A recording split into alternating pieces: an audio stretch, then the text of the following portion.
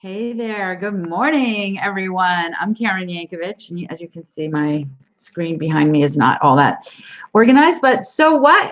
I'm here, right? I'm here. Good to see everyone. I hope that you're enjoying this new format where we're coming live every day with a simple marketing tip to help you grow your business. Let me actually open so it doesn't drive me crazy for the entire time that we're live here.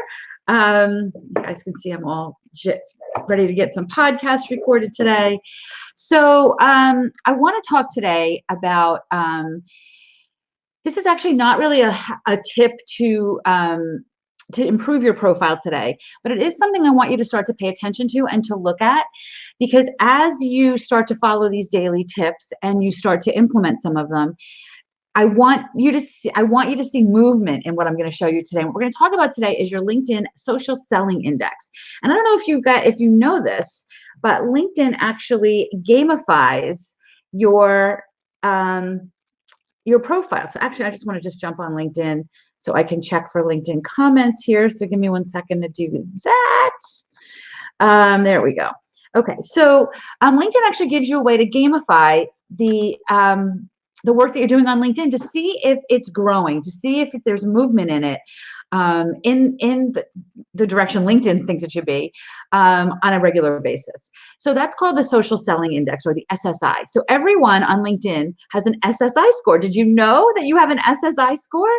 And what the SSI score basically does is it measures your brand, how well LinkedIn thinks you're doing at finding the right people, how well LinkedIn thinks you're engaging with the insights on your profile, and how you do at building relationships. So I'm going to take you over to my LinkedIn profile now and show you this. And what we're doing is we're going to linkedin.com/sales/SSI if you want to follow along here.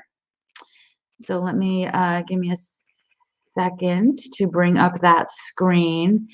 Oh boy, I wish I could turn my screen around. I'm looking out my backyard and there's gigantic turkeys all puffed out. Okay, so hopefully you can see my screen. There we go. So what you're looking at is my SSI index, my social selling index. And I don't really want you to worry too much about the number, okay? I teach this, so my numbers, going to generally be higher than most. But honestly, there's people that teach LinkedIn that have higher scores than me, because I'm not really worried about the score. What I'm worried about, well, not that I'm worried about anything. What I pay attention to is the movement of it, and you can see it kind of just goes up and down and up and down a little bit. I'm in the most of the people in my industry have an average score of 26. Okay, and most of the people in my network have an average score of 49. So you can see mine is pretty much double almost what more the average is in my industry and in my network. And again, I'm not really worried about that. What I want you to think about is moving this number. So if you log in today and your SSI score is 26, let's see what we can do to log in next week and see if we can get it to 27 or 28. Now, this is review, so it's kind of like, your standardized tests in school. Do they really mean anything? But I think LinkedIn does a pretty good job of measuring this. So let's look at what's in this score. So the first thing here is establishing your brand. Honestly, the two things that I teach on LinkedIn are branding and relationship building. So there's no surprise that those are the two things I have the highest numbers in, because it's what I teach. So what LinkedIn is going to show you here, if you click on this, it's going to give you, and this is just kind of generic information if it ever comes up. But what LinkedIn is going to just tell you is, here's some ways you can establish a personal brand. If we just give it a minute to come up. And I'm not sure why. We might not be able to do this because while I'm screen sharing here, it's just slow. So it's giving us some ideas, and you can see there's like a little slide share here. Profile with, customer and client facing, which we talk about. Become a thought leader by pushing meaningful posts. So I guess I do that consistently, right? And as you scroll through here, it's giving you why this is important. And you can do that with all of these. The second one is finding the right people. Now, you guys know that if you're a follower of mine, that I don't really worry a lot about connecting with hundreds of people.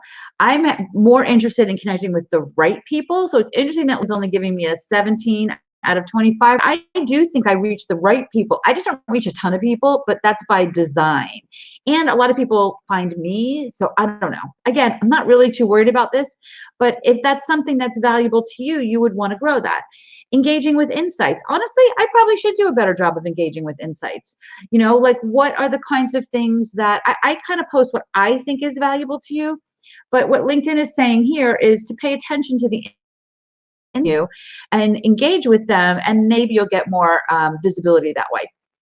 There's no reason not to do this, and maybe that's what I will look for in the next this number, closer to 25. And then the last one is building relationships. Again, this is not, it's not something I want you to really worry about. It's not something I want you to spend a lot of time like thinking that don't worry about the number but look for the movement in the number, because as you're engaging more on LinkedIn, as you're creating a better profile, as you are connecting with people, as you're engaging and putting out content, this number is going to grow. And that's what I want you to pay attention to. Just the fact that the number's growing, not what the number is. Okay. And again, this is just as LinkedIn measures it. So this is not something that if you don't have a good number or if it's not growing, you're doing things wrong. That is not the case at all. It is just one way of looking to see if the activity and the actions that you're taking on LinkedIn are moving the line for you, moving you towards the goal of getting more business, of building better relationships, of doing a better job with your marketing. Does that make sense? So this is just your quick tip for today. Just check out linkedin.com/sales/SSI. And as you see, as I scroll, it talks a little bit about how you compare to the people in your industry, and then gives you each one of these numbers. So that that's why these videos more consistently, and I hope that you're enjoying them. I hope that you enjoy this new format. If there's something in particular, a topic you want to see on these videos, please let me know. You can just drop a comment in here on Facebook or YouTube or LinkedIn and let me know what you're thinking of these. And remember, every week I'm doing live workshops to help you dive deeper into your LinkedIn marketing. This is my gift to you every single week.